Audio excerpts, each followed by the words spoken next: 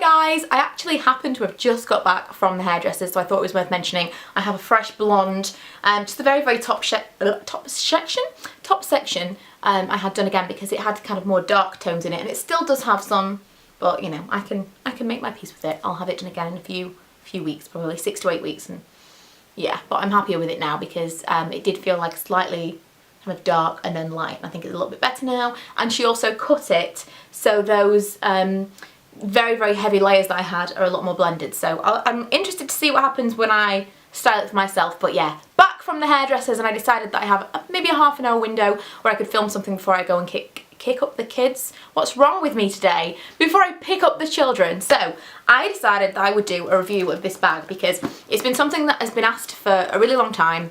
I say really long time, I only got it in January, but I kind of bought it and then I was wearing it a lot, but I didn't really talk about it a lot, and then I got a lot of questions and a lot of requests for a review. And I don't know if it's just one person that's been asking me, but I just kind of noticed that it's been asked. So if it's just for one person, I hope that this is useful. But it's the Marc by Marc Jacobs. I believe it's called the Lil Ukita. There is a larger size of this bag, which might be called the big or the large Ukita, but this is the Lil, this is the smaller version. And to be honest, for kind of everyday wear, it doesn't need to be any bigger than this. I'm really happy with what I can fit in it. The only, like, I'll go through the straps and everything, but the only thing that kind of bugs me about it is when I wear it, this, because I hardly ever, I mean, you can put it over your shoulder like that if you really wanted to, but that's kind of more for in the crook of your arm. Hardly ever wear it like that. And I'm kind of trying to train it to slouch down, because I've seen in some people's pictures it does slouch, and I think over time maybe, so long as I don't ever wear it in my crook of my arm and kind of bring it back up there, I can kind of train it to go down, but that kind of gets in my way while I'm walking, so kind of annoys me. But that's really the only thing about this bag that's anything. If I could take that off, I would. But I usually use the long strap, which is adjustable because it's got buckles on each side. You can get it shorter or longer if you want to, but I just have it as it comes. It has all the kind of details on the hardware with the designer's logo. It's got, in fact, I'll zoom in. There you go. So it's got the Marc by Marc Jacobs little logo on all the hardware. You're going to see that my nails are chipped now that I've zoomed in. And then obviously on the plaque, where is focus? There it is. There, I think that's probably it for the details that you need to see. It's not really anywhere else that I can see, so I'll zoom back out again. As for what you can fit in it, I thought I would just kind of whiz through some of the stuff that's in my bag to show you what you can get in there. It has got this really iconic Marc by Marc Jacobs print inside, which I love. It reminds me of an episode of the Gilmore Girls, because Lorelai had a Marc Jacobs bag, and I forget which one it was, but I just, when she used to open her bag, I was like, I love that, I really love this print, but it is totally shiny fabric.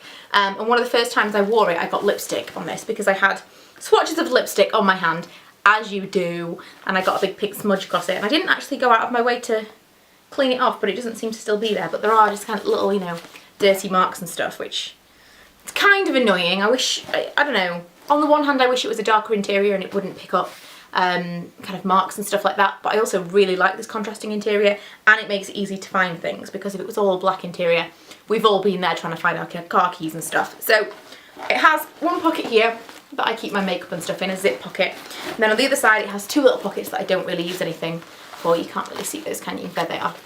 Again, because it's like the contrasting thing, you can't really make out what's in the inside of the lining, but there are two pockets there, one of which is big enough for an iPhone, and the other is, you know, for lipsticks and stuff as far as I'm concerned, but I hardly ever use those. So I've got a big purse in there, I have an iPad mini, I have my sunglasses, and lots of junk really. I mean, they're the kind of big things that people ask about, you know, what can you fit in?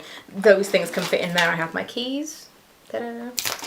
I have another little purse that I keep kind of medication and stuff in.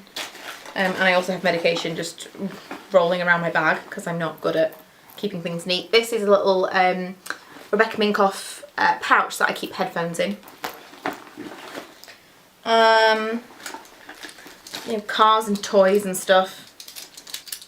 Yeah, cars. This is the worst thing about having this in my bag, because I put this car on here so that I could find it in my bag, and then I go in, find a car, and it's not this car, it's like one of 4 other cars that I've got in my handbag, because the baby has them with him, and then you know how it goes. Basically, other than that, it's kind of a load of junk, like receipts and whatever else. There's not a lot else of interest. I did do a what's in my bag video with this exact bag with Emma from It's Em channel. I will link that below so you can see, if you're interested, what was in my bag in its entirety. very thrilling video, as you can imagine. Although, you know, you can also see a bit of Emma, which is a little bit more entertaining. But I just kind of wanted to show you the bag and tell you what I thought of it. Overall, I really, really like it. The quality of the leather is pretty amazing. It's really, really soft but very durable because it's all that kind of pebbly, grainy leather, and it's quite shiny as well. So I kind of feel like maybe I could scuff it here and there, but I feel like it's going to be really durable because you're not going to worry about spilling things on it. I haven't treated it with anything. I'll compare it to the Mulberry bag that I bought not that long ago, which is insane. I mean, you can mark that so easily, and it's obviously a pale leather, but even if it was a dark leather, it's so soft. I don't know how people manage it. I'm actually selling that bag, as it happens, on eBay, and I might have already bought a second-hand Rocco bag. I mentioned in my recent style favourites that I've still not forgotten about the Rocco bag. I think the problem was that I decided that the smaller one was the one for me, and then when I finally went to buy it while we were in New York, I was just like, this is not what I expected, it's not as specialised as I wanted it to be, blah blah blah. And I think really the reason for that was it wasn't the Rocco, and the Rocco is the one that I wanted. So I got a really good price on a second-hand one from a couple of years ago. It has some damage here and there, but nothing, you know, nothing huge. And I'm hoping that because it's that kind of bag that looks better as it's worn, it kind of looks slouchy and it looks a bit weathered, that it won't really matter anyway. But yeah, that Mulberry bag was obviously a bit of a, I don't know, I'm not a Mulberry kind of person. It does seem like if you're going to have that kind of bag, you really have to look after it, and you have to be the kind of person that's a bit precious about your things. Not to say that, you know, if you have Mulberry bags that you are, but I think it's nice to be like that if you've got something that's worth a lot of money, and I'm just not at all. I like something that I know I can kind of bash around and it won't be bad, and this is definitely that bag. I can fit a lot of stuff in here, along with the stuff that I've shown you. I can fit my DSLR and maybe just about close it. But for day to day, I can fit all of that stuff, all my receipts and junks in the bottom and all that stuff. A bottle for Milo and his nappies and wipes and stuff that I need for the kids. And that's kind of all that you need. The only time that I kind of feel like it's not big enough is if I'm going for kind of a trip and I do need to take several cameras or whatever I'm taking. But for kind of day to day, it's the perfect size bag. I definitely wouldn't have got the bigger one. For kind of just a regular bag. I think it's really, really nice. I don't regret this purchase at all. I use it all the time at the moment. You will be seeing a video on the Rocco as and when it comes, but I hope this was vaguely useful for those of you that have been interested in this one. I know it's kind of on the cheaper scale when it comes to designer handbags.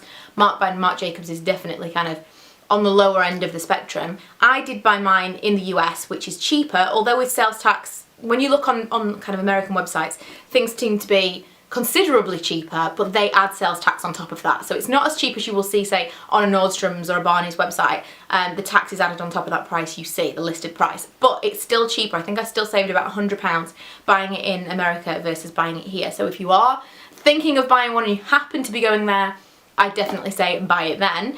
But you often can see kind of sales on Selfridges and things on Marc by Marc Jacobs bags, and especially kind of in the end of summer and January sales, they'll do the seasonal colours. There's a pink out at the moment that I'm like, oh, I really want it. It's so gorgeous. I don't know if I'd buy exactly the same bag in that pink, but I desperately want something in that pink. It's so cute.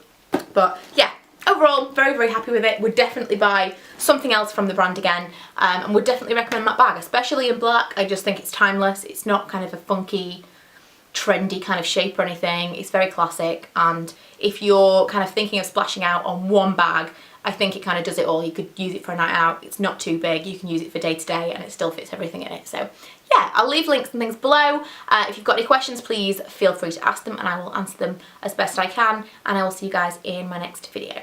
Bye!